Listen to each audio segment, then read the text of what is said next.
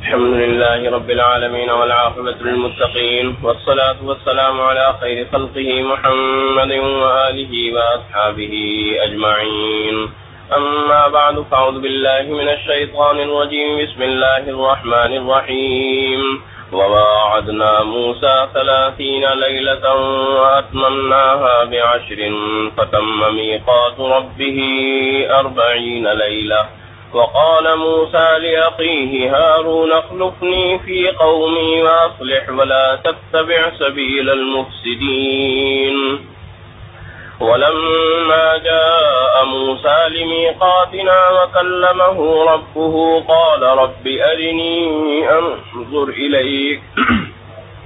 قال لن تراني ولكن انظر إلى الجبل فإن استقر مكانه فسوف تراني. فلما تجلى ربه للجبل جعله دكا وخر موسى صعقا. فلما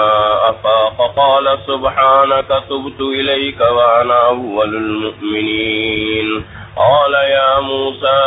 إني اصطفيتك على الناس برسالاتي وبكلامي فخذ ما آتيتك وكن من الشاكرين. صدق اللہ. آج ہمارے سلسلہ درس قرآن کا 12واں سبق ہے اور اس 12ویں سبق کے اندر ہم 9ویں پارے کے پاؤ سے لے کر 9ویں پارے کے اختتام تک یعنی سورۃ الاعراف کی آیت نمبر 142 سے لے کر سورۃ الاعراف کے اختتام یعنی آیت نمبر 206 تک اور سورۃ الانفال کے آغاز سے لے کر آیت نمبر 40 تک کے مضامین کا مطالعہ کریں گے اور گویا آج کے اس سبق کے بعد ہمارے 9 پارے مکمل ہو جائیں گے. حضرت موسیٰ علیہ السلام کا واقعہ گزشتہ آیات میں شروع ہوا تھا اور حضرت موسیٰ علیہ السلام کے واقعے کے اندر اتنی بات کو گزشتہ آیات میں بیان کیا گیا تھا کہ حق تعالی جل شانہ نے حضرت موسیٰ علیہ السلام کے ذریعے فرعون سے اس قوم کو نجات عطا فرمائی اور اس کی صورتحال کچھ اس طرح سے ہوئی کہ فرعون کے دربار میں حضرت موسیٰ علیہ السلام نے اپنے معجزات پیش کیے اور جادوگروں سے ان کا مقابلہ ہوا. جادوگروں نے حضرت موسیٰ علیہ السلام کے ان معجزات کو دیکھ کر اس بات کا اندازہ لگایا کہ یہ جادو یا سحر کی قسم کی کوئی چیز نہیں ہے بلکہ یہ اس سے باورا اور اس سے اعلیٰ اور بالاتر کوئی چیز ہے. چنانچہ حضرت موسیٰ علیہ السلام پر یہ لوگ ایمان لے آئے. حضرت موسیٰ علیہ السلام ان لوگوں کو لے کر نکلے تو صورتحال کچھ اس طرح کی ہوئی کہ سامنے سمندر تھا یا دریا تھا اور پیچھے سے فرعون کا لشکر آ رہا تھا. اب 2 ہی صورتیں تھیں کہ پیچھے فرعون کا لشکر یا تو فرعون کا لشکر ان کے اوپر حملہ آور ہو جائے گا یا اگر یہ لوگ دریا کے اندر کودیں گے تو دریا میں غرق ہو جائیں گے اور ڈوب جائیں گے. گویا بظاہر بچنے کی کوئی صورت اور بچنے کی کوئی شکل نظر نہیں آ رہی تھی. اس موقع پر حق تعالی جل شانہ نے حضرت موسیٰ علیہ السلام کو حکم دیا کہ اپنی لاٹھی پانی کے اوپر مارے. جو ہی وہ پانی پر لاٹھی ماری گئی اللہ تعالیٰ نے 12 راستے اس کے اندر پیدا فرما دیے اور پھر حضرت موسیٰ علیہ السلام اپنے ساتھیوں کو لے کر دریا پار کر گئے اور جب فرعون اس راستے کے اوپر پہنچا تو اللہ نے اس کو غرق کر دیا. یہ بات اس طریقے سے سامنے آئی اور اللہ تعالیٰ نے حضرت موسیٰ علیہ السلام اور ان کے ساتھیوں کو فرعون سے نجات عطا فرمائی. اور یہ فرعون وہ تھا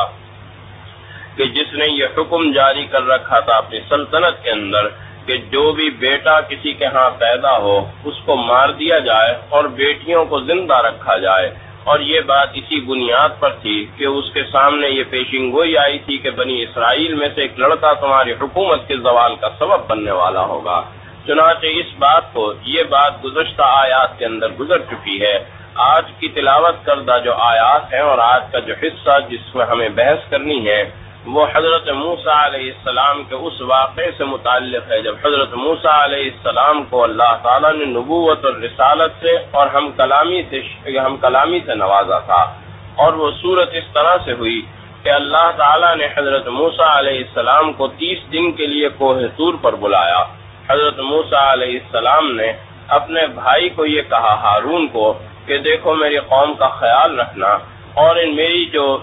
نیابت ہے اور میری غیر موجودگی کے اندر میرا جو کام ہے وہ تم کرتے رہنا. اور ان کا خیال رکھنا، میں اس طرح سے اللہ کے حکم کی اطاعت اور پیروی کے اندر کوہ طور پر جا رہا ہوں۔ چنانچہ حضرت موسیٰ علیہ السلام کوہ طور گئے اور وہاں آپ نے روزہ رکھا اور اعتکاف کیا 30 دن کا۔ ابھی 30 دن پورے ہو رہے تھے تو ایک دن آپ نے مسواک کر لی۔ فرشتوں نے کہا حضرت موسیٰ علیہ السلام سے کہ صاحب مسلسل روزہ رکھنے سے، معدے کے خالی ہونے سے آپ کے منہ سے جو ایک گراہن اور بو آ رہی تھی وہ اللہ کو اور ہمیں مشک کی خوشبو سے زیادہ پسندیدہ معلوم ہو رہی تھی اور ہم اس خوشبو کو سونگھتے تھے۔ آپ نے مسواک کر کے اپنی اس خوشبو کو ختم کر دیا، لہذا 10 روزے آپ کو اور رکھنے پڑیں گے، 10 کا اضافہ ہوا اور 10 کا اضافہ کر کے یہ 40 دن کا چلہ جو ہے یہ پورا ہوا۔ چنانچہ اسی چلے کا یہاں ذکر کیا جا رہا ہے کہ وَوَاعَدْنَا مُوسَىٰ 30 لَيْلَةً وَأَتْمَمْنَاهَا بِعَشْرٍ فَتَمَّ مِيقَاتُ رَبِّهِ 40 لَيْلَةً، کہ اللہ تعالیٰ نے حضرت موسیٰ علیہ السلام سے پہلے 30 دن کا وعدہ لیا اور اس کے بعد مزید 10 دن کا اضافہ کر کے یہ 40 دن کی مدت پوری کر دی۔ اب جب یہ 40 دن کی مدت پوری ہو گئی اور اللہ تعالیٰ کی طرف سے یہ اعتکاف مکمل ہو گیا تو حضرت موسیٰ علیہ السلام کو شرف ہم کلامی نصیب ہوا، اللہ سے گفتگو کا اور اللہ سے بات چیت کا اعزاز نصیب ہوا حضرت موسیٰ علیہ السلام کو۔ اب ظاہر ہے وہ گفتگو کسی اور موقع کے اوپر اور کسی اور مقام کے اوپر بیان کی گئی ہے، وہ انشاءاللہ العزیز اپنے موقع پر آئے گی۔ حضرت موسیٰ علیہ السلام نے جب اللہ سے ہم کلامی کا شرف حاصل کیا تو ہم کلامی کا شرف حاصل کر کے اور اللہ سے بات چیت اور گفتگو کر کے شوق پیدا ہوا اللہ کے دیدار کا اور اللہ کو دیکھنے کا۔ چنانچہ اس شوق کا اظہار کیا اور کہا کہ رب ارینی انظر الیک، اے پروردگار عالم تو اپنا جلوہ دکھا، میں تجھے دیکھنا چاہتا ہوں، تیری زیارت اور تیرا دیدار کرنا چاہتا ہوں۔ اب تعالی جل شانہ نے کہا نہیں، ایسا ممکن نہیں ہے دنیا کے اندر، لن ترانی ولکن انظر الی الجبل فإن استقر مکانہ فسوف ترانی، ہاں البتہ اس پہاڑ کی طرف دیکھو، میں اپنی تجلی اس کے اوپر اتارتا ہوں، اگر یہ پہاڑ میری تجلی کو برداشت کر گیا اور رہ گیا تو پھر تو شاید تم مجھے دیکھ سکو۔ چنانچہ حق تعالی جل شانہ نے پہاڑ کے اوپر تجلی اتاری،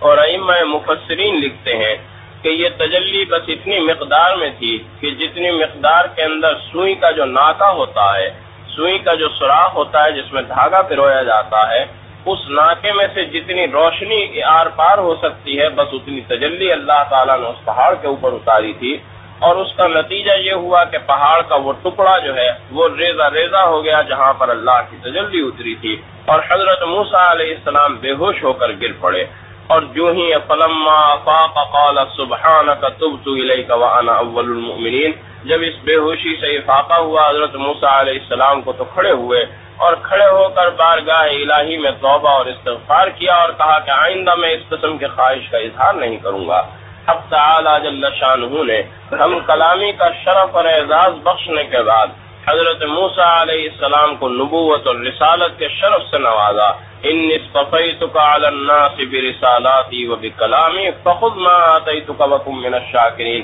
اور اس کے بعد اللہ تعالیٰ نے توریت عطا فرمائی۔ یہ توریت جو ہے یہ اللہ تعالیٰ نے وَكَتَبْنَا لَهُ فِي الْأَلْوَاحِ، تختیوں کی شکل کے اندر اس توریت کو لکھا تھا، اور یہ توریت اسی طرح تختیوں کی شکل کے اندر حضرت موسیٰ علیہ السلام کو دے دی گئی۔ قرآن کریم سے پہلے جتنی بھی کتابیں انبیاء علیہ السلام پر نازل ہوئی ہیں وہ ساری کی ساری اسی طرح ایک ہی وقت میں پوری کتاب اللہ تعالیٰ اپنے نبی کو دے دیا کرتا تھا۔ صرف قرآن کریم کو اللہ نے یہ اعزاز بخشا کہ یہ کلام تھوڑا تھوڑا نازل ہوا، نبی کریم صلی اللہ علیہ وسلم کے اوپر وقتاً فوقتاً، کبھی ایک آیت، کبھی 2 آیتیں، کبھی پوری سورت، اس طرح سے یہ تقریباً 23 برس کی مدت کے اندر پورا قرآن کریم نازل ہوا ہے۔ البتہ اس سے پہلے جتنی بھی کتابیں اللہ کی طرف سے نازل ہوئی ہیں وہ تمام کی تمام ایک ہی وقت میں اللہ تعالیٰ اپنے نبی کو تحریری شکل کے اندر دے دیا کرتا تھا۔ یہاں بھی یہی چیز سمجھائی اور بتلائی جا رہی ہے کہ حضرت موسیٰ علیہ السلام کو تختیوں کی شکل کے اندر وہ کلام اور وہ توریت کتاب جو ہے وہ دے دی گئی۔ حضرت موسیٰ علیہ السلام جب وہ توریت لے کر واپس ہوئے تو یہاں قوم کا حال یہ ہوا کہ یہ قوم جو ہے یہ ایک گائے کے بچڑے کی پرستش کے اندر مبتلا ہو گئی، اور ایک شخص تھا ان کے ساتھ، اس نے ان کے سامنے ایک گائے کا بچڑا سا بنایا اور اس کے اندر پتہ نہیں کیا کرتب کیا کہ اس کے اندر سے آواز نکلا کرتی تھی، اور یہ کہا کہ دیکھو یہ ہے پروردگار ہمارا، اور یہی پروردگار موسیٰ کا بھی ہے اور یہی پروردگار ہارون کا بھی ہے۔ چنانچہ قوم نے گوشالہ پرستی شروع کر دی اور اس گائے کی پرستش کو شروع کر دیا۔ حضرت ہارون علیہ السلام نے پہلے سمجھانے کی کوشش کی، لیکن جب وہ سمجھ میں نہیں آئی ان کی اور کسی بات سے وہ راضی اور تیار نہ ہوئے، اور اس بات کے لیے تیار نہ ہوئے کہ اس شرک اور بت پرستی اور گوشالہ پرستی سے باز آ جائے، تو حضرت ہارون نے علیحدگی اختیار کر لی۔ حضرت موسیٰ علیہ السلام کو کوہ طور پر اس بات کی خبر دے دی گئی کہ قوم تمہاری اس طرح سے گائے کے ایک بچڑے کی پرستش کے اندر مبتلا ہوئی بھی ہے۔ چنانچہ حضرت موسیٰ علیہ السلام کو اس بات کا بڑا افسوس ہوا،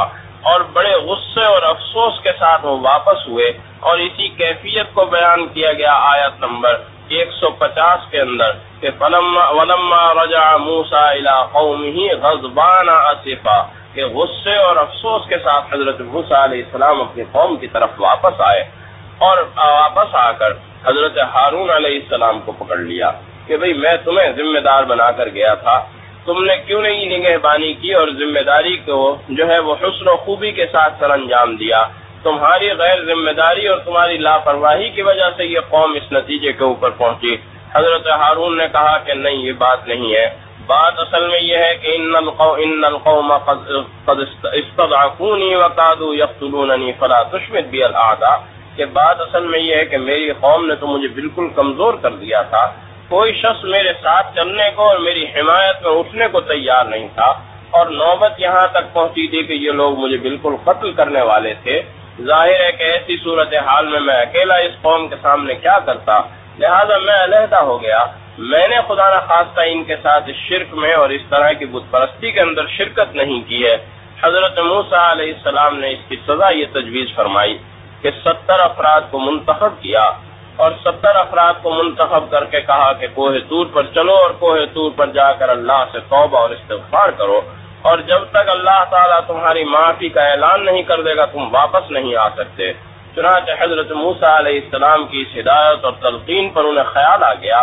اور اس بات سے آگاہ ہو گئے کہ واقعی ہم نے غلطی کی ہے۔ کوہ طور پر آئے اور کوہ طور پر آ کر حق تعالی جل شانہ کے سامنے معافی مانگی، اور یہ کہا کہ انت ولینا فاغفر لنا وارحمنا وانت خیر الغافرین، کہ اے پروردگار ہماری مغفرت فرما اور ہم پر رحم فرما، تو بہترین مغفرت کرنے والا ہے۔ حق تعالی جل شانہ نے ان کی اس توبہ اور ان کے اس استغفار کو قبول کیا، اور ان کے توبہ اور استغفار کو قبول کرنے کے ساتھ ساتھ ان پر اللہ تعالیٰ نے اپنی رحمتیں نازل فرمائی، اور یہ بات ارشاد فرما دی کہ دیکھو اس بات کا خیال رکھنا کہ عذابی اصیب بہ من اشاء، کہ میرا عذاب جو ہے وہ جس کو میں چاہتا ہوں پہنچا دیتا ہوں۔ یہ بات نہیں ہے کہ میں عذاب پہنچانے یا عذاب دینے سے کہیں خدا نخواستہ عاجز ہوں، میں جس کو چاہتا ہوں عذاب کے اندر مبتلا کر سکتا ہوں، یہ کوئی مشکل بات نہیں ہے میرے لیے۔ لیکن یہ بات بھی ذہن میں رکھنا کہ وَرَحْمَتِي وَسِعَتْ كُلَّ شَيْءٍ، میری رحمت بھی ہر چیز کو حاوی اور ہر چیز کو وسیع ہے، کوئی چیز میری رحمت سے بھی محروم نہیں رہ سکتی، یہ بات بھی جو ہے وہ ظاہر ہے۔ لیکن یہ بات بھی ظاہر ہے اب جب دونوں طاقتیں اور دونوں قدرتیں میرے پاس حاصل ہیں، تو سوال یہ ہے کہ میں کس کو عذاب میں مبتلا کروں گا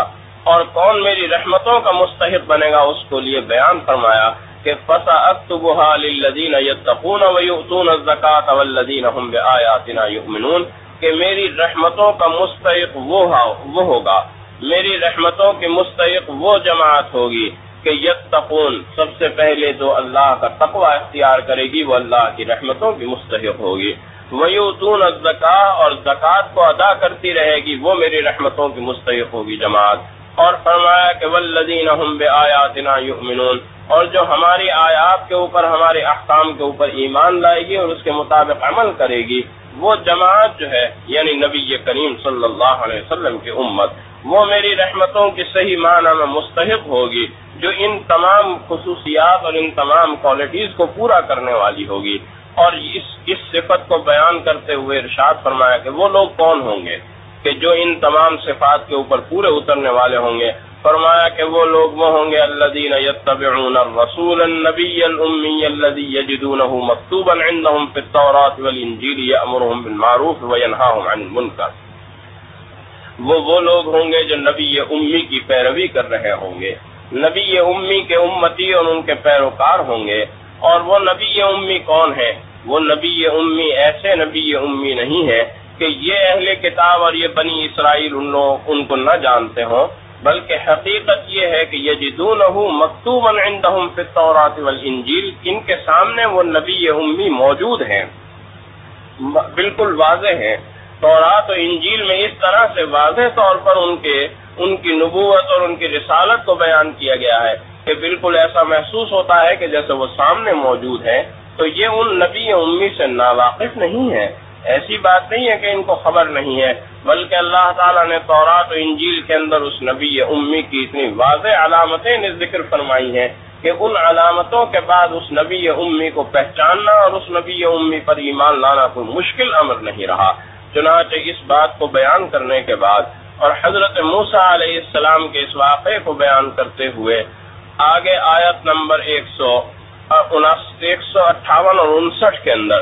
نبی کریم صلی اللہ علیہ وسلم کی نبوت عمومی کو بیان کیا جا رہا ہے۔ یہ بات ارشاد فرمائی جا رہی ہے، قل یا ایھا الناس انی رسول اللہ الیکم جمیعا الذی لہ ملک السماوات والارض،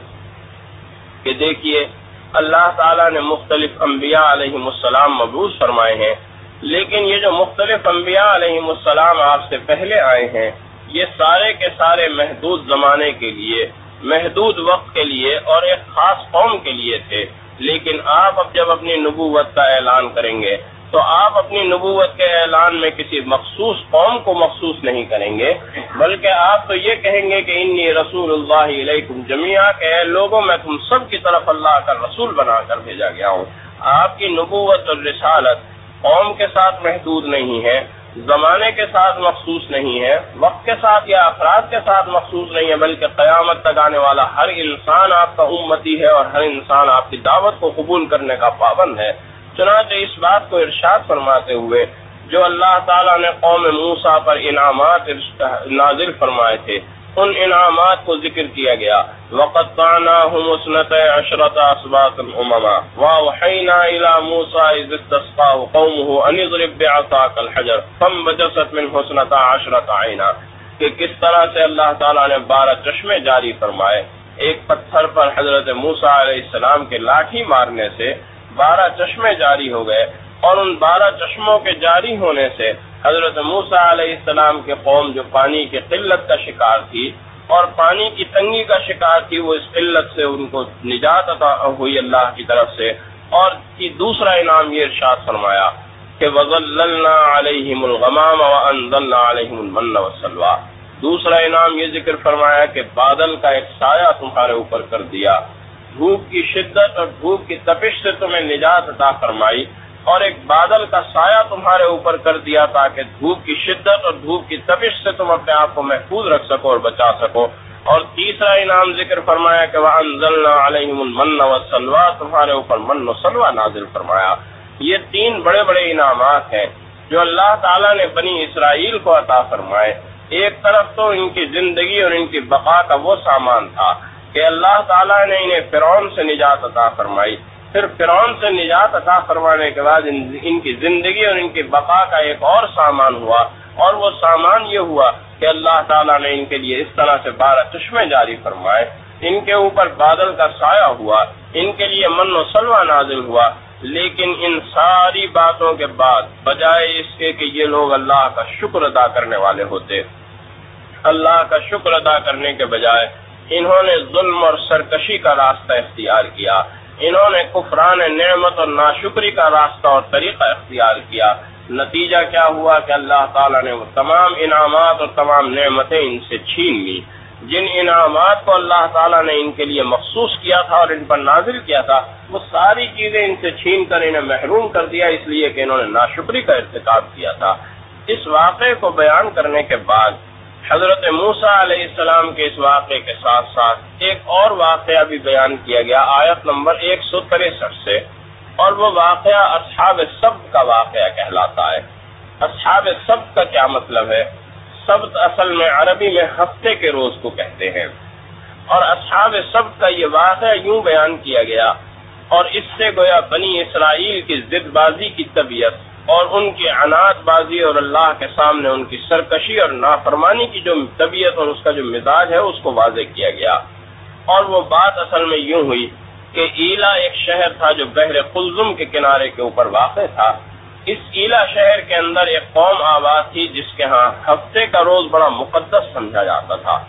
اور ہفتے کے روز کے متعلق اللہ کی طرف سے انہیں یہ حکم ہوا۔ یہ لوگ کیونکہ دریا سمندر کے کنارے رہتے تھے، اور سمندر کے کنارے پر رہنے کی وجہ سے مچھلیاں پکڑنا اور ان کا کاروبار کرنا یہ ان کا مشغلہ اور ان کا شغل تھا۔ اللہ تعالیٰ نے ان کے لیے یہ ایک آزمائش کی کہ بھئی ہفتے کے روز تمہارے لیے مچھلیاں پکڑنا اور یہ کام کرنا ممنوع قرار دے دیا گیا۔ اب اس آزمائش اور امتحان میں مزید اضافہ کچھ اس طرح سے ہو گیا کہ اللہ کی طرف سے ہوتا یہ تھا، اور قدرتی طور پر، کہ ہفتے کے دن یہ دیکھتے تھے کہ مچھلیاں زیادہ نظر آ رہی ہیں سمندر کے کنارے کے اوپر اور سمندر کے پانی کی سطح کے اوپر۔ اب یہ بڑا دل ان کا للچایا کرتا تھا کہ صاحب آج ہفتے کا روز ہے اور مچھلی کا شکار آج منع ہے، اور آج ہی مچھلیوں کی تعداد زیادہ نظر آ رہی ہے، تو اب کیا کریں اور کس طرح سے کریں؟ چنانچہ یہ جب بات آئی سامنے تو یہ جو قوم تھی یہ 3 حصوں کے اندر تقسیم ہو گئی۔ قوم کا ایک حصہ تو وہ تھا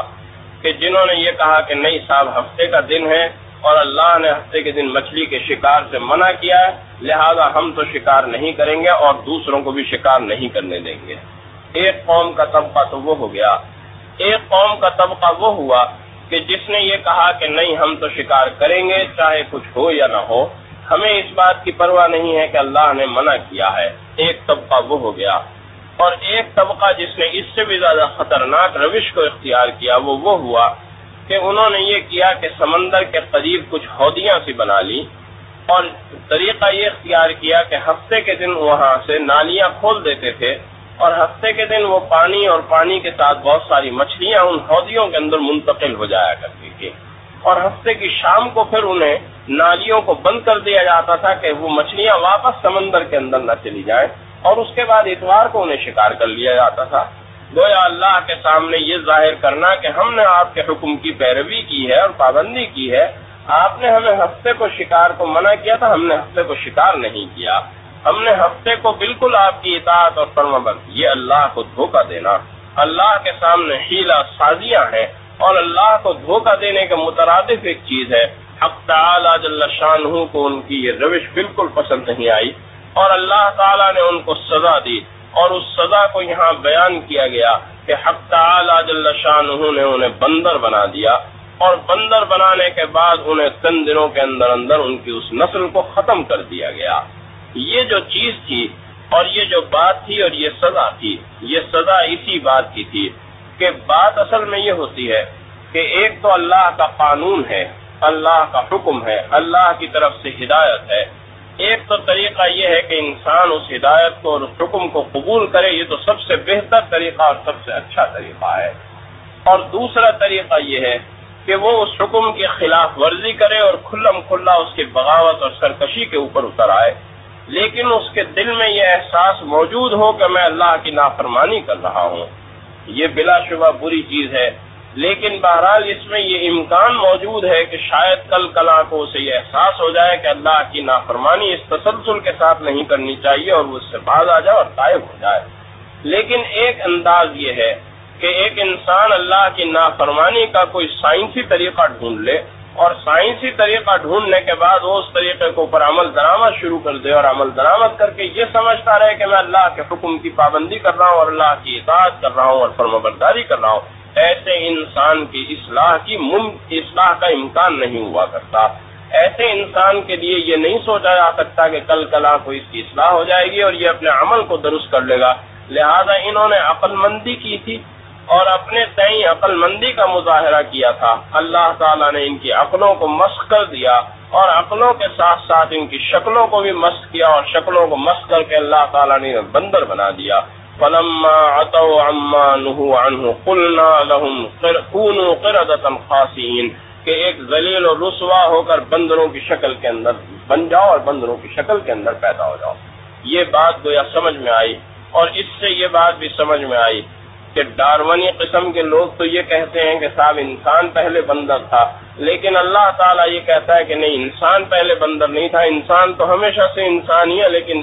بندر پہلے انسان تھا۔ یہ اللہ کا عذاب ہوا کہ کچھ انسانوں کو اللہ تعالیٰ نے بندر بنا دیا اور بندر کی صورت کے اندر رکھ دیا۔ اس بات کو بیان کرتے ہوئے حق تعالی جل شانہ اس بات کو بیان فرما رہا ہے، اور یہ حضرت موسیٰ علیہ السلام کے قوم کی مخصوص قسم کی بدعہدیاں بیان کی جا رہی ہیں، اور ان مخصوص قسم کی بدعہدیوں کو بیان کرنے کے بعد ایک خاص، ایک عام عمومی قسم کا جو عہد ہوا تھا، اور ایک عمومی قسم کا جو عہد و پیمان پوری بنی نوع انسان سے ہوا تھا، اس کا ذکر کیا جا رہا ہے۔ اس کا ذکر کیا حق تعالی جل شانہ نے آیت نمبر 173 کے اندر کہ وَإِذْ أَخَذَ رَبُّكَ مِنْ بَنِي آدَمَ مِنْ ظُهُورِهِمْ ذُرِّيَّتَهُمْ وَأَشْهَدَهُمْ عَلَىٰ أَنفُسِهِمْ کہ اللہ تعالیٰ نے حضرت آدم علیہ السلام کی پشت سے پوری آدم کی ذریت کو اور اولاد کو نکالا۔ اولاد آدم کو، پوری اولاد آدم کو اللہ تعالیٰ نے ان کی پشت سے نکالا، اور پشت سے نکال کر ایک سوال کیا، الستُ بربکم، کیا میں تمہارا پروردگار نہیں ہوں؟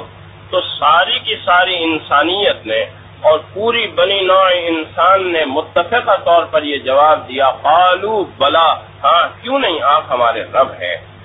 یہ بات گویا فطرت انسانی کے اندر موجود ہے، اور آپ اس بات کا مشاہدہ کر سکتے ہیں کہ انسان کسی بھی مذہب سے تعلق رکھتا ہو، کسی بھی خاندان اور کسی بھی قوم کا فرد ہو، اللہ کا تعلق اس کے اندر بہرحال موجود ہوتا ہے، اور ایک فطری جذبے اور فطری احساس کے طور پر کہیں نہ کہیں اللہ کا تعلق اور اللہ سے محبت اور اللہ کا ایمان جو ہے وہ اس کے اندر موجود ہوتا ہے۔ اور یہ بات یوں بھی سمجھ میں آتی ہے کہ اللہ تعالی حضرت نبی کریم صلی اللہ علیہ وسلم جب مبعوث ہوئے تو خانہ کعبہ کے اندر جو 360 بت رکھے ہوئے تھے ان کے مختلف نام تھے، کوئی کچھ نام تھا، کوئی عزا تھا، کوئی حبل تھا، یہ مختلف قسم کے منات تھا۔ ان تمام بتوں کے اوپر جو ایک سب سے بڑا بت تھا، جو ان تمام بتوں کا سردار سمجھا جاتا تھا، اس بت کا نام انہوں نے اللہ رکھا ہوا تھا۔ اس کے معنی یہ ہوئے کہ اللہ کا تصور اور اللہ کا کوئی نہ کوئی تصور ذہن کے کسی نہ کسی گوشے کے اندر موجود تھا،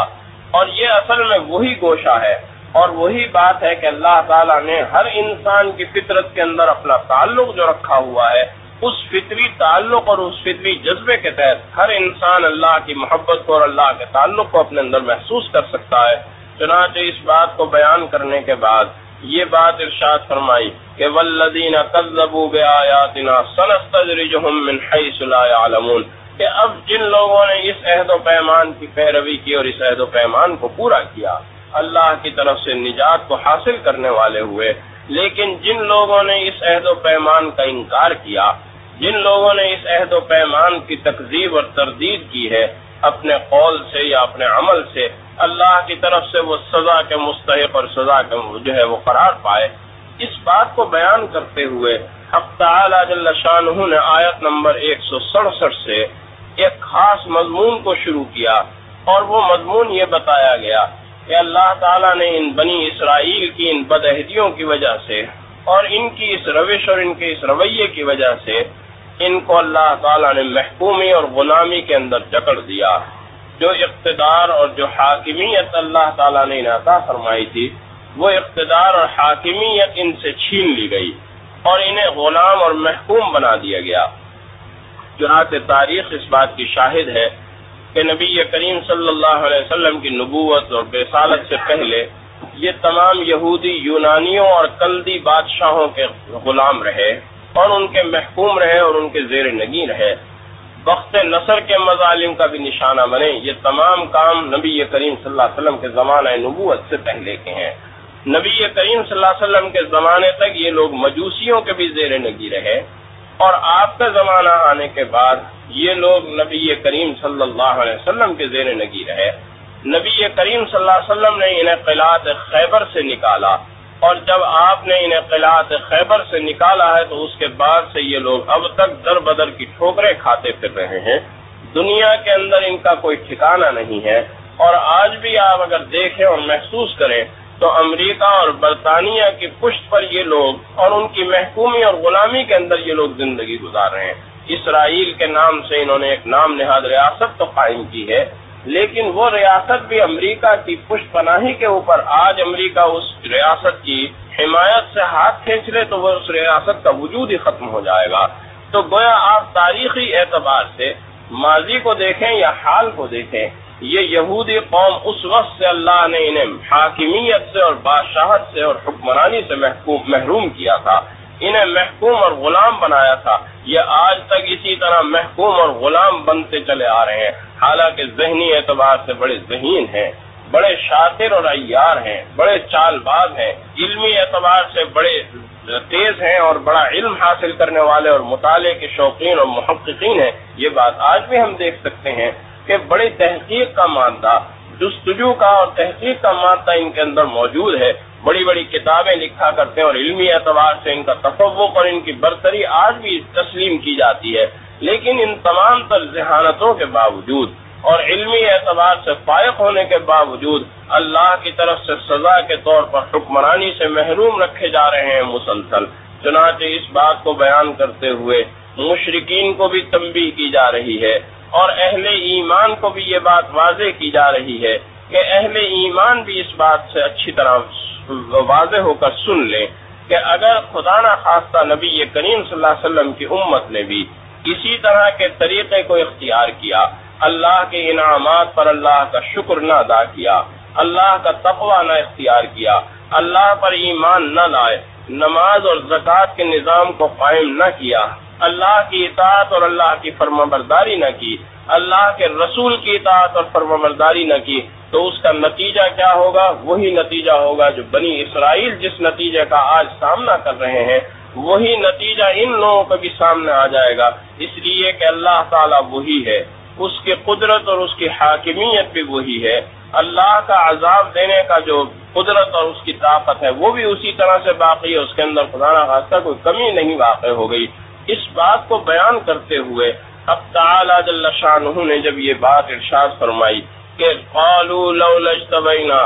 قل انما اتبع ما یوحى الی من ربی هذا بصائر من ربکم وهدى ورحمۃ لقوم یؤمنون، کہ یہ بنی اسرائیل اگر اللہ کی طرف سے نازل ہونے والی وحی کی پیروی کرتے، اس وحی کو مانتے اور اس کے مطابق زندگی گزارتے، تو اللہ کی طرف سے جس طرح انہیں کامیابیاں پہلے مل رہی تھی، اتنا بڑا فرعون کا لشکر تھا، اتنی بڑی اس کی طاقت تھی، اتنی بڑی اس کی سلطنت تھی، لیکن اس سب کو اللہ تعالیٰ نے ختم فرما دیا اور ان چند لوگوں کو اللہ تعالیٰ نے کس طریقے سے حکمرانی عطا فرمائی، یہ چیز اور یہ سلسلہ آگے چلتا، لیکن انہوں نے بجائے اللہ کا شکر ادا کرنے کے، اللہ کے نبی کی اطاعت اور فرما برداری کرنے کے، ایک باغیانہ روش کو اختیار کیا، ضد بازی کا طریقہ اختیار کیا، نافرمانی کا طریقہ اختیار کیا، اس کا نتیجہ کیا ہوا کہ اللہ کی طرف سے عذاب نازل ہوا۔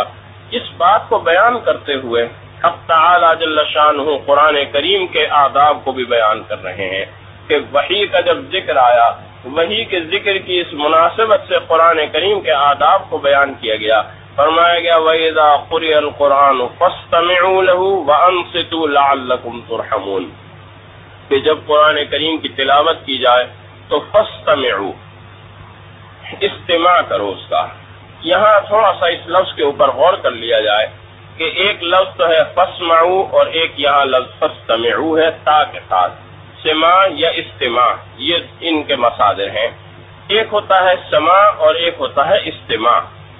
سماع کے معنی ہوتے ہیں کسی بات کا کان میں پڑ جانا، کسی بھی آواز کا کان میں پڑ جانا، جیسے آپ یہاں بیٹھے ہوئے ہیں، باہر سے کوئی گاڑی گزری، اس کی آواز آپ کے کان میں پڑ گئی، اس کو سماع کہتے ہیں۔ لیکن ایک چیز یہ ہے کہ آپ باقاعدہ سن رہے ہیں، جس کو استماع کہتے ہیں، جس کو آپ باقاعدہ کان لگا کر سن رہے ہیں۔ پھر اس استماع کے ساتھ اگر لہو کا اضافہ کر دیا جائے تو اس کے معنی یہ ہے کہ پوری توجہ کے ساتھ سننا، اس طرح سے سننا کہ آپ کی توجہ جو ہے وہ پوری طرح 100% اسی کی طرف مبذول ہے اور آپ کوئی اور بات سن نہیں رہے اور کوئی اور بات آپ کے کان میں نہیں پڑ رہی۔ جیسے ایک آدمی بالکل محو ہو جاتا ہے، بالکل غرق ہو جاتا ہے آپ اس کے سامنے بیٹھ بھی جائیں جا کر اسے احساس نہیں ہوتا، اس لیے کہ وہ کسی کام میں اتنا محو اور اتنا غرق ہے۔ اسی طرح سے فرمایا جا رہا ہے کہ جب قرآن کریم پڑھا جائے تو اس کو اس طرح سے سنو، اس لیے کہ فاسمعوا نہیں کہا گیا بلکہ فاستمعوا کہا گیا، اور پھر آگے لہو کا اضافہ کر کے اس کی استماع اور اس کے غور کے اندر اور اس کے اوپر توجہ کے اندر مزید اضافے کی ہدایت کر دی گئی۔ وَأَنصِتُوا لَعَلَّكُمْ تُرْحَمُونَ، اور خاموش بھی رہو، یہ نہ ہو کہ قرآن کریم کی تلاوت ہو رہی ہو اور تم اپنی گفتگو کے اندر اور اپنی بات چیت کے اندر لگے ہوئے ہو۔ لَعَلَّكُمْ تُرْحَمُونَ، شاید اسی طرح سے تم پر رحم کیا جائے۔ امام ابو حنیفہ رحمۃ اللہ علیہ نے اس آیت مبارکہ کی روشنی میں یہ موقف اختیار کیا کہ نماز میں بھی جب امام قرآن کریم کی تلاوت کر رہا ہو تو مقتدی اس کے پیچھے قرآن کریم کی تلاوت نہ کریں، اس لیے کہ وَإِذَا قُرِئَ الْقُرْآنُ فَاسْتَمِعُوا لَهُ وَأَنصِتُوا کا حکم یہاں آ رہا ہے کہ جب امام قرآن پڑھ رہا ہے تو اس کا مطلب ہے اسے سننا ہے، اور اگر وہ سنا جا رہا ہے اور اگر سنائی نہیں دے رہا تو وَأَنصِتُوا، خاموش ضرور رہنا ہے جب یہ بات معلوم ہے کہ قرآن کریم کی تلاوت ہو رہی ہے۔ اس بات کو بیان کرتے ہوئے حق تعالی جل شانہ نے ذکر رب کی نصیحت اور ہدایت کرتے ہوئے اس سورہ مبارکہ کے مضامین کو مکمل کیا۔ سورۃ الاعراف کے فرمایا وَاذْكُرْ رَبَّكَ فِي نَفْسِكَ تَضَرُّعًا وَخُفْيَةً وَدُونَ الْجَهْرِ مِنَ الْقَوْلِ بِالْغُدُوِّ وَالْآصَالِ وَلَا تَكُن مِنَ الْغَافِلِينَ، کہ چھپ کر اور بڑی گریہ و زاری کے ساتھ اللہ کو یاد کرتے رہو، اور وَلَا تَكُن مِنَ الْغَافِلِينَ، اللہ سے کبھی بھی غافل نہ ہو۔ صبح کا وقت ہو، شام کا وقت ہو، سحر کا وقت ہو، کوئی بھی وقت ہو، اللہ کو ہمیشہ یاد رکھو اور اللہ کا ذکر کرتے رہو، اللہ کے نام سے اور اللہ کے ذکر سے کبھی بھی غفلت کے اندر مبتلا نہ ہو۔ ان الذين عند ربك لا يستكبرون عن عبادته ويسبحونه وله يسجدون، اس لیے کہ ایک جانب تمہارے سامنے ملائکہ اور فرشتے ہیں اور تمہارا مقابلہ ان ملائکہ اور ان فرشتوں سے ہے، اس لیے کہ یہ ملائکہ وہی ہے نا کہ جن ملائکہ نے حق تعالی جل شانہ کے سامنے یہ بات کہی تھی کہ اتجعل فیہا من یفسد فیہا ویسفک الدماء، کہ آپ ایسی قوم کو زمین میں خلیفہ بنا رہے ہیں کہ جو زمین میں جا کر فساد مچائے گی اور خون بہائے گی۔ وَنَحْنُ نُسَبِّحُ بِحَمْدِكَ وَنُقَدِّسُ لَكَ، اور ہم تیری تسبیح اور تیری تقدیس کو بیان کرتے رہتے ہیں، تو یہ خلافت کا معاملہ تو نے ہمارے سپرد کیوں نہیں کیا؟ تو اب گویا تمہارا مقابلہ ملائکہ سے ہے، تمہارا مقابلہ فرشتوں سے ہے، کہ فرشتوں نے اسی بات کو بنیاد بنایا تھا کہ ہم تیری تسبیح اور تیری تقدیس کو اور تیری تکبیر اور کبریائی کو بیان کرتے ہیں۔ تو اے انسانوں، فرشتوں کے اس اعتراض کا جواب دو، اور اس اعتراض کا جواب یہ ہوگا کہ تمہارے لیے بھی اسی طرح سے اور تمہاری زندگی کے اندر بھی اسی طرح سے اللہ کی تسبیح اور اللہ کی حمد و ثنا ہو، اور اس طرح سے اللہ کی عبادت اور اللہ کی اطاعت اور فرمانبرداری ہو کہ جس طرح سے اللہ کی اطاعت اور اللہ کی فرمانبرداری فرشتے کرتے ہیں، اور اللہ کے سامنے کسی قسم کے تکبر کا اور کسی قسم کے بڑائی کا اظہار نہیں کرتے، بلکہ اللہ کا جو حکم ہوتا ہے اس کو فوری طور پر بجا لاتے ہیں اور اس کی اطاعت کرتے ہیں۔ وَيُسَبِّحُونَهُ، اور اللہ کی تسبیح بیان کرتے رہتے ہیں۔ وَلَهُ يَسْجُدُونَ، اور اللہ کے سامنے سجدہ ریز رہتے ہیں۔ تو تمہیں بھی یہی کام کرنا ہے۔ یہ آیت سجدہ ہے، اور یہ پہلا سجدہ ہے قرآن کریم کا جو یہاں اس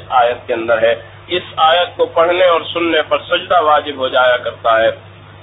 اور وہ سجدہ اسی بات کی نشانی ہے کہ انسان اس آیت کو پڑھتا ہے تو گویا یہاں اللہ تعالی ملائکہ فرشتوں کی یہ صفت بیان کر رہے ہیں کہ وہ اللہ کا سجدہ کرتے ہیں، وہ اللہ کے سامنے سجدہ ریز ہو جاتے ہیں۔ تو انسان اپنے آپ کو بھی یہ بات ثابت کرے کہ یہ خصوصیت صرف ملائکہ کی نہیں ہے، میں بھی تیرے سامنے سجدہ ریز ہوتا ہوں، اور اس آیت کو پڑھتے ہی اللہ اکبر کہہ کے انسان سجدے کے اندر چلا جائے تو گویا وہ اپنے آپ کو اس فرشتوں کے مقابلے پر لا کر کھڑا کرنے والا، بلکہ اپنے آپ کو فرشتوں اور ملائکہ سے افضل ثابت کرنے والا ہوگا۔ ان مضامین پر سورۃ الاعراف کے مضامین مکمل ہوتے ہیں۔ سورۃ الانفال مدنی سورت ہے، اس میں 75 آیات ہیں اور اس کے اندر 10 رکوع ہیں۔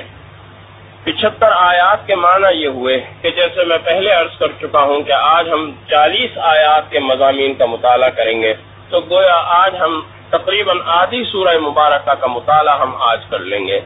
سورۃ الانفال جیسے میں نے عرض کیا مدنی سورہ مبارکہ ہے،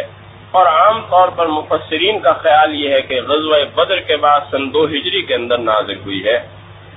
اور اس سورہ مبارکہ کے اندر غزوہ بدر کے مضامین کو اور اس واقعے کو بڑی تفصیل کے ساتھ بیان کیا گیا ہے۔ انفال جو ہے یہ نفل کی جمع ہے، اور نفل یہاں غنیمت کے معنوں میں استعمال ہوا ہے۔ دراصل نفل کے لفظی اور لغوی معنی زائد چیز کے آیا کرتے ہیں۔ فرائض کے بعد ان رکعتوں کو بھی ہم نوافل کہتے ہیں جو فرائض سے زائد ہوتی ہیں۔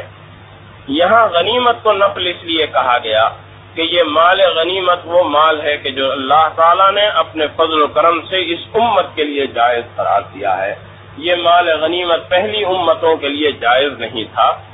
اللہ تعالیٰ نے اس امت کے لیے جائز قرار دیا، تو گویا یہ ایک زائد فضل ہوا ہے اللہ تعالیٰ کا اس امت کے اوپر۔ اس زائد فضل کی وجہ سے اس کو نفل سے تعبیر کیا گیا اور نفل کہا گیا۔ یسألونک عن الانفال قل الانفال للہ والرسول، یہ لوگ آپ سے سوال کریں گے غنیمت کے متعلق، آپ انہیں کہہ دیجئے کہ بھئی اصل میں تو غنیمت جو ہے وہ اللہ اور اللہ کے رسول کے لیے ہے۔ اصل جو مال غنیمت کا حقدار ہے وہ تو اللہ اور اللہ کا رسول ہے۔ ہاں البتہ اگر اللہ اور اللہ کا رسول تمہیں کچھ حصہ دے دیتا ہے اس غنیمت میں سے تو گویا وہ ایک تمہارے لیے فضل ہے اللہ کا اور ایک انعام ہے اللہ کے رسول کا۔ چنانچہ اس بات کو بیان کرتے ہوئے اب تعالی جل شانہ یہ بات ارشاد فرماتے ہیں کہ دیکھو ایک بات اپنے ذہن میں رکھنا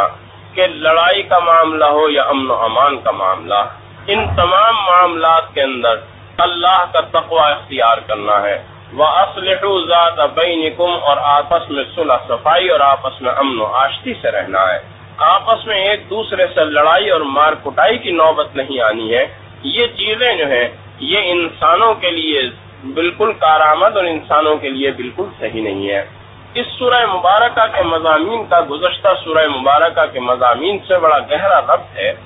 اور وہ گہرا ربط اس طرح سے ہے کہ جیسا کہ آپ کو معلوم ہے کہ گزشتہ سورہ مبارکہ میں حق تعالی جل شانہ نے اس بات کو بیان کیا تھا کہ اللہ تعالیٰ نے حضرت موسیٰ علیہ السلام اور ان کے ساتھیوں کو فرعون سے کس طرح سے نجات عطا فرمائی، اور کس طرح سے حضرت موسیٰ علیہ السلام کامیاب ہوئے اور فرعون کی طاقت کو اللہ تعالیٰ نے پاش کیا، باوجود اس کے کہ حضرت موسیٰ علیہ السلام کی جو طاقت تھی وہ فرعون کے مقابلے میں بہت کم تھی۔ فرعون کی طاقت بہت بڑی طاقت تھی، بہت بڑی سلطنت اس کے پاس تھی، افرادی قوت تھی، اسلحہ اور ساز و سامان تھا، ساری چیزیں تھی۔ بالکل اسی طرح سے اللہ تعالیٰ نے نبی کریم صلی اللہ علیہ وسلم اور ان کے ساتھیوں کو قریش کی بڑی طاقت کے مقابلے میں کامیاب فرمایا۔ ایک طرف قریش کا لشکر تھا جو 1000 افراد پر مشتمل تھا، ان کا ساز و سامان تھا، ان کا اسلحہ اور ان کے پاس گھوڑے اور ساری چیزیں تھیں جو جنگ کے لیے ضروری ہوا کرتی ہیں، اور دوسری جانب نبی کریم صلی اللہ علیہ وسلم کی چھوٹی سی جماعت تھی، اور یہ چھوٹی سی جماعت بھی اس طرح سے تھی کہ تعداد کے اعتبار سے ادھر 1000 اور ادھر 313، گویا 1/3 تعداد ہے، اور پھر اسلحہ اور ساز و سامان کے اعتبار سے بھی کوئی مقابلہ ان کا ان کے ساتھ نہیں ہے۔ لیکن اللہ تعالیٰ نے جس طرح فرعون کے مقابلے میں حضرت موسیٰ علیہ السلام کو باوجود اس کے کہ بظاہر کمزور لشکر اور کمزور جماعت تھی کامیابی سے نوازا، اسی طرح سے اللہ تعالیٰ نے نبی کریم صلی اللہ علیہ وسلم کی جماعت کو جو تعداد میں بھی کم تھی اور کمزور بھی تھی اللہ تعالیٰ نے کامیابی سے نوازا۔ اس سورہ مبارکہ کے اندر غزوہ بدر کے اس مضمون کو بیان کیا جا رہا ہے، اور غزوہ بدر کے اس مضمون کو اس طرح سے بیان کیا جا رہا ہے کہ سن 2 ہجری میں نبی کریم صلی اللہ علیہ وسلم کو یہ بات معلوم ہوئی کہ ابو سفیان ایک تجارتی جماعت کو لے کر یہاں سے گزر رہا ہے۔ آپ نے مشورہ کیا کہ کیوں نہ اس تجارتی قافلے کو پکڑا جائے اور اس کے ساتھ کوئی جو ہے مقابلہ کیا جائے، اور یہ بات جو ہے نبی کریم صلی اللہ علیہ وسلم کے ذہن میں تھی، اور سرایا کے ذریعے سے بھی آپ قریش مکہ کے جو قافلے وہاں سے مدینے کے قریب سے گزرا کرتے تھے انہیں اس طرح سے ہراساں کیا کرتے تھے، اور اس ضمن میں جو بات آپ کے ذہن میں تھی وہ یہ تھی کہ تاکہ قریش مکہ اس بات سے آگاہ رہیں کہ مدینے میں رہنے والے مسلمان قریش مکہ کی حرکات و سکنات، ان کے سفر اور ان کے سفر کے روٹس اور ان کے آمد و رفت کے اوقات، ان تمام چیزوں سے اچھی طرح آگاہ اور واقف ہیں، انہیں اس بات کی خبر رہے کہ مسلمان کسی غفلت کا شکار نہیں ہے، کوئی لاپرواہی کا شکار نہیں ہے، کوئی اطمینان کی نیند نہیں سوئے ہوئے، بلکہ وہ تمام آمد و رفت اور تمام حرکات و سکنات اور تمہارے سفر اور سفر کے روٹ اور اوقات اور نظام الاوقات سے اچھی طرح واقف ہے۔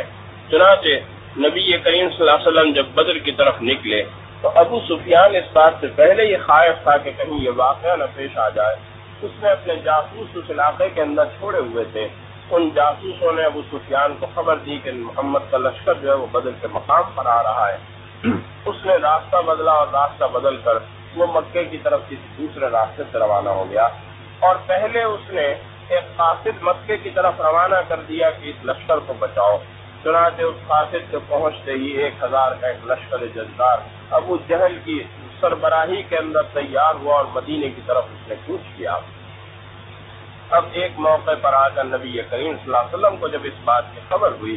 کہ ہم جس چھوٹی سی تجارتی جماعت سے مقابلہ کرنے کے لیے نکلے تھے وہ تجارتی جماعت تو چلی گئی ہے، لیکن اب ایک بڑا مسلح قسم کا لشکر مکے کی طرف سے جو ہے وہ آ رہا ہے، اب آیا اس سے مسلمانوں کو لڑنا ہے یا نہیں لڑنا۔ مسلمانوں سے اس بات کا جب مشورہ ہوا تو مسلمانوں نے، صحابہ اکرام نے بڑی جرأت مندانہ قسم کی تقریریں کی، اپنے عزم اور اپنے حوصلے کا اظہار کیا، اور نبی کریم صلی اللہ علیہ وسلم نے ان کے عزم اور حوصلے کو دیکھتے ہوئے مقابلے کا ارادہ کیا۔ چنانچہ یہ 313 کا لشکر جو ہے یہ اس طرح سے روانہ ہوا، اور ان کی تمام تر صف بندی کے بعد نبی کریم صلی اللہ علیہ وسلم جا کر خیمے میں بیٹھ گئے، اور خیمے میں جا کر اللہ تعالیٰ سے دعا کی، اور اس دعا کے نتیجے میں اللہ تعالیٰ نے جو انعامات نازل فرمائے وہ یہ کہ صاحب، ایک تو یہ کہ اللہ تعالیٰ نے انہیں گھر سے نکالا، اور گھر سے نکال کر اس طرح سے غزوہ عطا فرمایا۔ اللہ تعالیٰ نے ان کا مقابلہ